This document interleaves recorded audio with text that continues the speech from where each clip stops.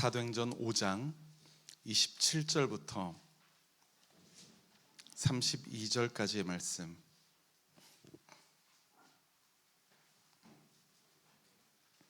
사도행전 5장 27절부터 32절까지의 말씀.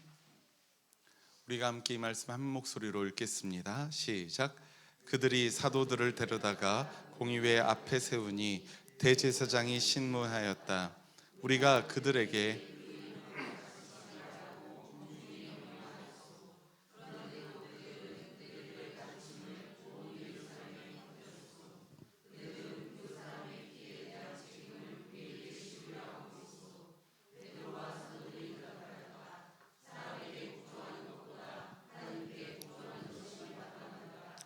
우리 조상들의 하나님은 여러분이 나무에 달아 죽인 예수를 살리셨습니다.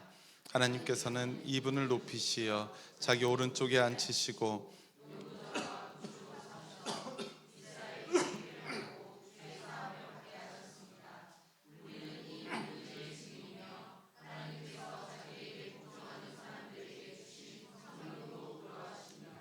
아멘, 아멘.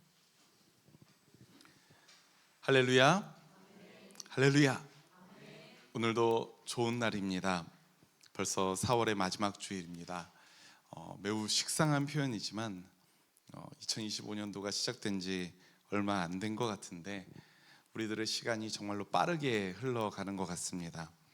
요즘 한창 봄의 따스함을 느끼고 있습니다만은 아침 저녁으로는 서늘한 기운이 있었죠. 오늘은 아침엔 또 훈훈하던데 또 서늘한 기운이 언제 우리에게 다가올 줄은 모르겠습니다. 아무쪼록 환절기를 지나면서도 우리 초록교회 성도 여러분들이 영육간에 강건하시기를 간절히 소망합니다. 오늘도 주변에 계시는 모든 성도 여러분들에게 사랑과 축복과 환대의 문안 인사를 함께 나누고 오늘 말씀 가운데로 나아가길 원합니다. 한번 바라보면서 오늘 좀 오글거리는 멘트니까요, 마주 보면서 손을 마주 잡아도 되고요, 아니면 내가 이분을 안아도 된다라는 사이라면 서로 허그하면서도 되고요. 이렇게 한번 고백해 봤으면 좋겠습니다. 주님 안에서 사랑합니다. 주님 안에서 사랑합니다. 주님 안에서 정말로 사랑합니다.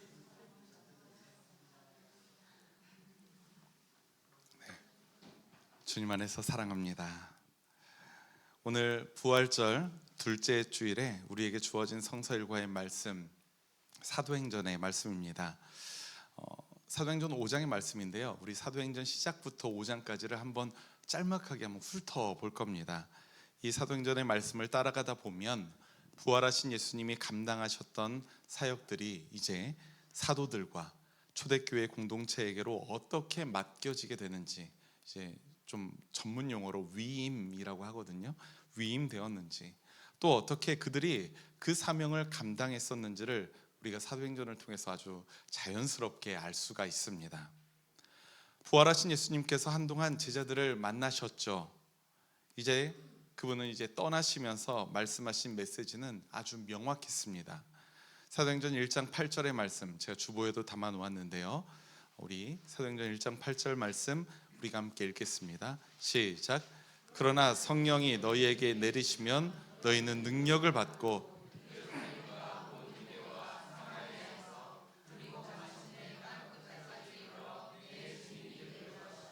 아멘, 아멘. 아마도 이 사도행전 1장 8절이 어떤 목사님에게서라도, 어떤 신학자에게서라도 성경에서 중요한 말씀들을 1부터 순위를 매겨서 쫙 줄을 세워보라 하면 반드시 10위 안에 들어가는 말씀이 아닐까요? 오직 성령이 너희에게 임하시면 너희가 권능을 받고 예루살렘과 온 유대와 사마리아와 땅끝까지 이르러 내 증인이 되리라 라는 이 말씀을 보면 예수 그리스도의 복음이 점점 확장되는 모습을 우리가 그려볼 수가 있습니다. 가장 작은 단위가 바로 예루살렘이에요. 바로 그 예루살렘이라는 한 도시에서 시작되어서 조금 더 넓은 단위인 유대 땅으로, 유대 땅 안에 예루살렘이 있거든요. 유대 땅으로 확장돼요. 그리고 이방 지역인 사마리아까지 포함된 후에 결국 땅 끝에까지 복음이 확장되는 모습을 이 말씀에서 보여주고 있는 것입니다.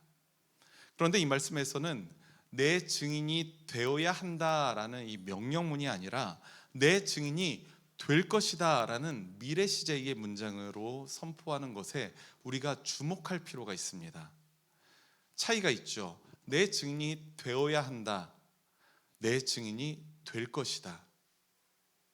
부활하신 예수님과 성령의 임재를 경험한 이들은 자연스럽게 증인의 삶을 살아가게 된다는 사실을 보여주는 것 아니겠습니까? 증인이 될 것이다라는 것은 당연히 된다라는 거예요. 근데 되어야 한다는 것은 우리들의 노력과 우리의 어떤 조건에 따라서 될 수도 있고 안 될 수도 있는 겁니다. 그런데 우리의 마땅한 길은 무엇입니까? 증인이 되는 것입니다. 이제는 사도들에게 분명한 목적의식이 심어졌습니다. 복음의 확장에 쓰임받는 그리스도의 증인이 되는 거예요. 그런데 문제는 무엇이냐면 우리가 신약 성경을 통해서 예수님의 제자들, 이들이 가지고 있는 깜냥을 이미 보았다는 것입니다. 그들의 깜냥이 뭐예요? 어땠습니까? 그들은 예수님이 군대에 잡히시자마자 배신하고 외면하고 도망쳤을 정도로 약하디 약한 사람들이었다는 겁니다. 두려움에 너무 쉽게 빠졌어요. 부활하신 예수님의 소식을 듣고서도 그들의 문을 걸어 잠갔을 정도로 그들은 약한 존재들이었습니다. 그렇기 때문에 그들에게는 약할 때 강함 되시는 우리 주 하나님의 도우심이 반드시 필요했었어요. 그걸 하나님은 아셨습니다. 그래서 그들에게 한 분을 선물로 보내주시는데 바로 오순절, 그들이 모여서 기도할 때에 그리스도의 영이신 성령께서 사도들과 예수님을 따르던 120 문도들에게 임하셨던 이유가 바로 그것입니다. 하나님의 능력을 그들과 함께 하시기 위하여. 그때부터 사도들은 완전히 변하죠. 왜 그랬을까요? 그들은 이미 부활하신 예수님을 만났고요, 또 성령의 충만함을 입었기 때문입니다. 이 두 가지의 조건이 채워지자 그들은 완전히 다른 사람이 되어버립니다. 예수님을 3번씩이나 부인했었던 베드로는 사람들 앞에 서서 부활하신 예수님 그리고 회개, 이 복음을 담대하게 선포합니다. 누구를 향해서 그랬냐면 예수님을 잡아 죽였던 그 사람들 앞에서 선포하는 거예요. 2장 41절의 말씀을 보니까 베드로의 선포가 사람들의 마음에 크게 와닿았나 봅니다. 그 날에만 믿음의 사람들이 무려 3,000명이 늘어나게 되었다라고 말하고 있어요. 규모가 커진 것도 아닙니다. 복음을 받아들인 사람들이 복음의 가르침에 몰두하고 서로 사귀는 일에 성만찬과 기도와 모든 것에 힘을 쏟게 됩니다. 사도들을 통해서는 놀라운 기적들이 일어나기도 하고요, 일어나지 못했던 사람들이 일어나고 또 아파하던 사람들이 고침을 받습니다. 그리고 주를 믿는 사람들이 자신의 소유를 다른 사람들과 더불어 나누면서 함께 살아가는 공동체를 이루게 됩니다. 달리 말하자면 초대교회 공동체는 진정한 예배 공동체이기도 했고요, 동시에 진정한 생활 공동체로 세워져 갔던 것인 줄 믿습니다. 이거는 이전에는 찾아볼 수 없었던 엄청난 변화였어요. 하지만 이 초대교회 공동체가 세워지는 과정이 순탄했던 것만은 아니었습니다. 예수님을 따르는 사람들이 늘어나자 예수님을 적대시하는 성전 지도자들이 그를 십자가에 못 박으려 했던 것처럼 초대교회의 기틀을 마련했던 사도들을 질투하고 시기하고 그들을 향해서 핍박하는 그 성전 지도자들, 종교 권력자들이 생겨나기 시작했습니다. 사도행전 4장 3절에서 처음으로 베드로와 요한을 잡아서 감옥에 가두거든요. 제사장들과 성전 경비대장 그리고 사두개파 사람들이 그들을 가두게 됩니다.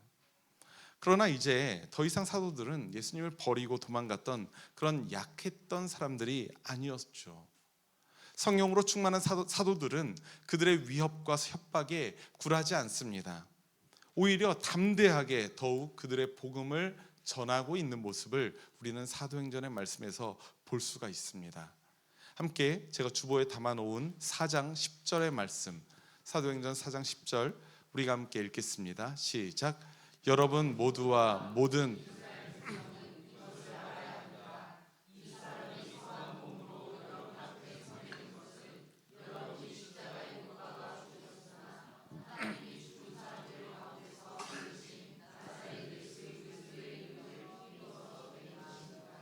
아멘, 아멘. 이 답을 언제 했냐면 대제사장이 그들에게 이렇게 질문합니다. 그대들은 대체 무슨 권세와 누구의 이름으로 이런 일을 하느냐? 신문 받고 있는 거예요. 너희들은 무슨 자격이 되어서 무슨 힘을 사주를 받아서, 요즘 뭐 사주 받았다는 이야기가 너무 많이 나오는데, 사주를 받아서 너희들이 어떻게 누구의 이름으로 이렇게 하느냐라고 물었을 때에 제자들은 이렇게 답했던 겁니다. 여러분이 십자가에 못 박아 죽였으나 하나님이 죽은 사람들 가운데서 살리신 그 나사렛 예수 그리스도의 이름을 내가 힘입어서 내가 이토록 담대하게 선포하는 것입니다. 사도들은 그들이 경험한 것들, 보고 들은 것들을 말하지 않을 수가 없었던 겁니다. 부활하신 예수님이 그들의 삶 속에 들어와서 만나 주셨고요, 그들이 성령 충만함을 입었기 때문입니다. 이렇게 감옥에 갇혔다가 풀려난 후에도 그들은 위축될 법하잖아요. 성전 지도자들은 제자들에게 절대로 예수의 이름으로 선포하지 말아라 라고 다그친 후에 풀어주게 됩니다. 그런데 사도들은 성령으로 충만하여서 하나님의 말씀을 담대하게 전하기를 그치지 않습니다. 그래서 곧바로 이어지는 5장의 말씀에서 사도들은 변함없이 주님이 맡기신 그 증인으로서의 사명을 감당해내고 있어요. 그런데 다시 한번 성전 종교 지도자들이 사도들을 잡아다가 감옥에 가둡니다. 두 번째 투옥이었죠. 그리고 사도들은 공의회에 불려가서 다시 한번 신문을 받습니다. 그게 바로 오늘 본문의 말씀입니다. 예수의 이름으로 가르치지 말라고 엄중히 명령했는데 너희들은 어찌하여 계속 예루살렘에 예수의 복음을 가르치느냐라고 대제사장이 다그칩니다. 그때 베드로를 비롯한 사도들이 어떻게 대답했나요? 오늘 본문 29절의 말씀, 짧은 말씀인데요, 우리 함께 읽겠습니다. 29절 시작. 베드로와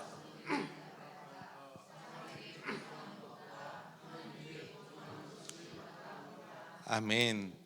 따라해 볼까요? 사람에게 복종하는 것보다 하나님께 복종하는 것이 마땅합니다. 아멘. 왠지 어디선가 익숙한 외침 아닙니까? 예전에 어느 한 유명한 검사가 이런 말을 했었죠. 나는 사람에게 충성하지 않습니다. 조직에 충성합니다. 근데 안타까운 것은 되돌아보니까 그 사람이 말했던 조직이 국가와 국민이 아니었고 오히려 검찰 조직이었다는 것이 그 당시 우리 국민들이 알아차리지 못했다는 것이 참 분통한 일이기도 합니다. 결론적으로 그 사람은 기득권을 지키려는 탐욕에 충성했던 것뿐이었다는 것을 이제는 공공연하게 알게 되었죠. 그 이후에는 특별한 권력을 쟁취한 그 사람이 자신의 가족과 자신의 조직의 불의를 감추기 위해서 벌이는 그 불법적인 일들, 그것이 지금까지도 우리나라 국민들에게 상처로 남아있지 않습니까? 그런데 아주 재미난 일이 있었어요. 지난주 21일 월요일에 아주 통쾌한 장면이 하나 있었습니다. 바로 그 검사였던 사람이 대통령으로서 파면된 후에 내란 혐의의 형사 재판이 있었습니다. 그 자리에서 그 사람의 불법적 명령에 따르지 않았던 군인 한 명, 김형기 제1특전대대장이 증인으로 나와서 바로 그 말을 했던 겁니다. 그 사람이 있는 자리에서 면전에다 대고 이렇게 말합니다. 저는 사람에게 충성하지 않습니다. 저는 조직에 충성해왔고 조직은 국가와 국민을 지키라는 임무를 부여했습니다. 거의 비슷하나 조금 다릅니다. 한 문장이 덧붙여졌죠. 조직은 국가와 국민을 지키라는 임무를 부여했습니다. 그것이 옳은 방향의 임무입니다. 그런데 불이한 임무가 주어졌을 때 나는 그것을 따르지 않았습니다 라는 것이죠. 그는 불법적 명령을 따르지 않는 것이 오히려 국가와 국민에게 충성하는 일이라는 사실을 깨달았던 것입니다. 이렇듯 우리는 누구에게 충성하고 누구에게 순종하고 누구의 말에 순종하느냐가 무척 중요하다는 사실을 여러분들 기억하시기 바랍니다. 성령에 충만한 사도들은 사람에게 순종할 것이 아니라 예수님을 통해서 구원의 역사를 이루신 그 하나님에게 순종하는 것이 마땅하다는 것을 알았고요, 그것을 선택했던 것입니다. 누구를 바라보고 있느냐에 따라서 담대한 선택의 방향이 결정되는 거예요. 구원의 은혜를 베푸신 성부 하나님과 부활하신 성자 예수님과 그리고 보혜사 성령님을 우리가 바라볼 때에 사도들은 목숨을 걸고 복음의 증인으로 살아갈 담대한 선택을 할 수 있었다는 사실입니다. 사도들은 매우 약한 모습을 보였던 사람들입니다. 도망쳤고요, 외면했고요, 배반했었어요. 그러나 이제는 완전히 달라졌죠. 성령으로 충만하고 부활의 주님을 만나자 담대하게 선택하는 증인으로서 살아가게 되었습니다. 증인이라는 존재는 무엇입니까? 증인은 어떤 존재예요? 증인은 아주 단순합니다.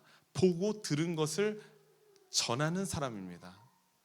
그러니까 주님의 사도들은, 제자들은 주님의 모습을 보고 들었고 그것을 전했던 것뿐이죠. 능력이 하나님께서 그들과 함께 하시고 그들을 통해서 놀라운 일들을 행하셨음은 물론입니다. 그런데 증인이 된 사도들과 정반대의 모습을 보인 사람들이 있습니다.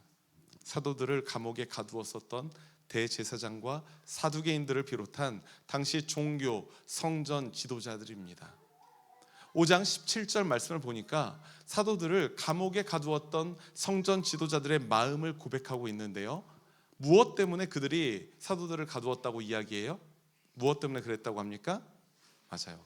시기심으로 가득 차서 사도들을 핍박하기 시작했던 겁니다. 인간들에게 시기심이라는 감정을 한번 돌아보십시오. 시기심이라는 감정은 이거 매우 위험한 감정입니다. 사람들이 시기심을 갖는 이유가 무엇입니까? 왜 시기합니까? 그것은 자신에게 주어진 것에 만족하지 않은 상태를 전제로 깝니다. 그렇죠? 내게 주어진 것, 내가 누리고 있는 것에 지금 불만족하고 있는 거예요. 그런 상황에서 사람을 중심에 두고 있기 때문에, 사람을 바라보고 있기 때문에 자신의 탐욕에 만족하지 않으면서 다른 사람과 자신을 비교하면서 느끼는 아주 고통스러운 감정이 바로 시기심입니다. 그렇게 강한 시기심으로 똘똘 뭉쳐진 사람은 굉장히 위험한 사람입니다. 위협적인 사람이에요. 왜냐하면 시기심으로 가득한 사람은 때로는 자기 스스로를 파괴합니다. 왜요? 내 삶이 영영 불만족스러우니까, 내 삶은 너무나도 열등하니까 내 삶을 파괴하려고 합니다. 그런데 또 때로는 이 시기심으로 가득 찬 사람은 때로는 시기의 대상인 저 사람, 저 타인을 파괴하려고 합니다. 그럴 수밖에 없죠. 저 사람이 누리고 있는 것들이 내가 누리지 못하는 것인데 저 사람의 것을 뺏으려면 저 사람을 파괴해야 되니까. 그러니까 이 시기심은 정말로 위험한 감정이라는 거예요.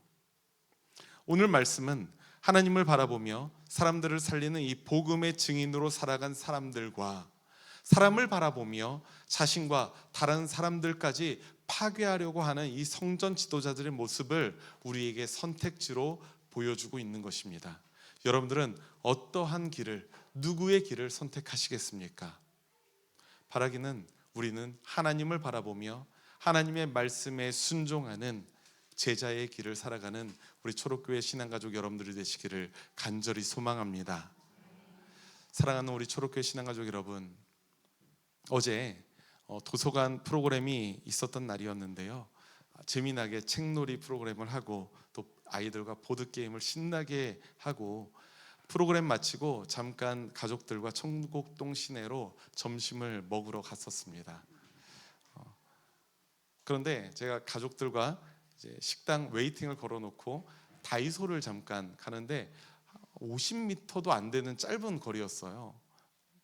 그렇게 가는 길에 또 돌아오는 길에 아주 여러 명의 이단 종파 신도들을 만날 수가 있었습니다.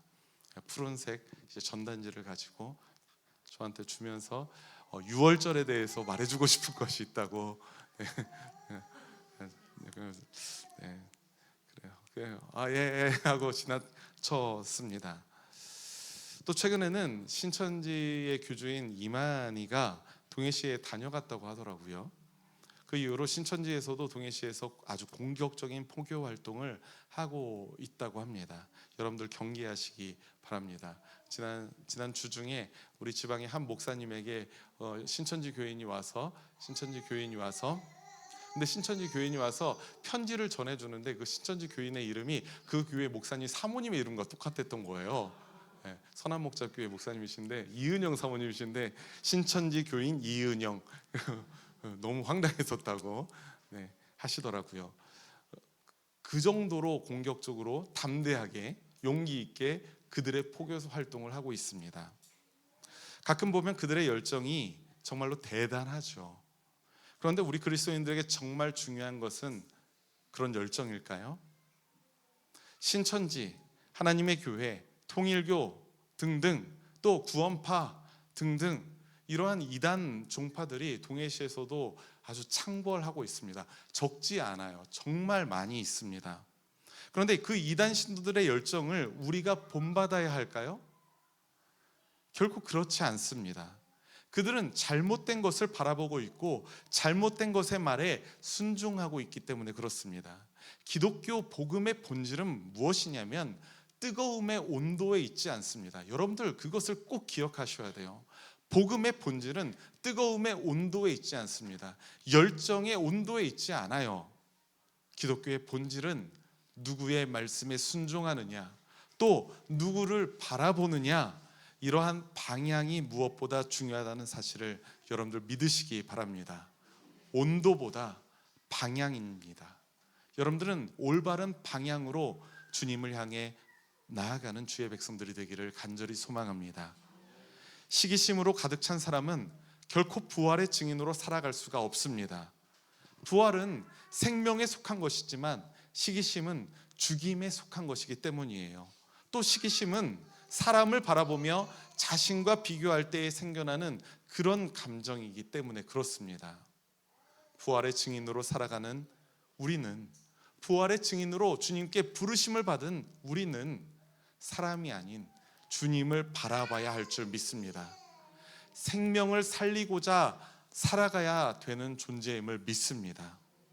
생명의 하나님을 나의 중심에 모시고 그분의 복음을 증거하기 위해서 사람들에게 다가가는 저와 여러분들이 되시기를 간절히 소망합니다.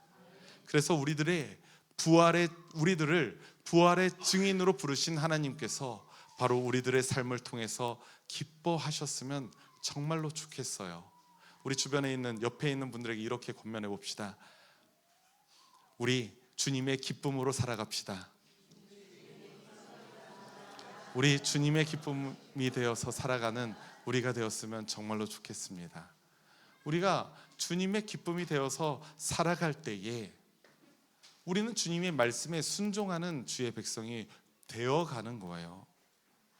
오늘도 주님의 말씀을 우리의 삶으로 살아내고 증인으로서 부여받은 그 사명을 힘써 순종하길 원하는 우리 초록교회 모든 신앙가족들 여러분들에게 주님이 예비하신 놀라운 축복과 풍성한 은총이 늘 충만하기를 주님의 이름으로 축원합니다. 아멘. 오늘 우리 함께 이 말씀을 기억하면서 주보에 있는 공동체의 기도 한 목소리로 기도하겠습니다. 시작. 거룩하신 하나님, 세상을 위해 십자가 지시고 부활하신 주님의 은혜에 감사합니다. 세상은 살며 악을 행하기도 합니다. 하지만 주님의 자녀된 우리는 사람의 말이 아닌, 그리고 세상의 악한 관습도 아닌 하나님의 말씀에 순종하는 존재가 되게 하옵소서. 성령 하나님께서 힘을 주셔서 온갖 부정적인 감정과 두려움이 우리를 애워쌀지라도 부활의 증인으로 살아갈 담대한 선택을 주저하지 않도록 인도하여 주옵소서. 증인의 사명을 감당할 때에 한마음 한뜻으로 나아갈 신앙 공동체를 만나게 하심을 감사드리며 예수 그리스도의 이름으로 기도합니다. 아멘. 아멘.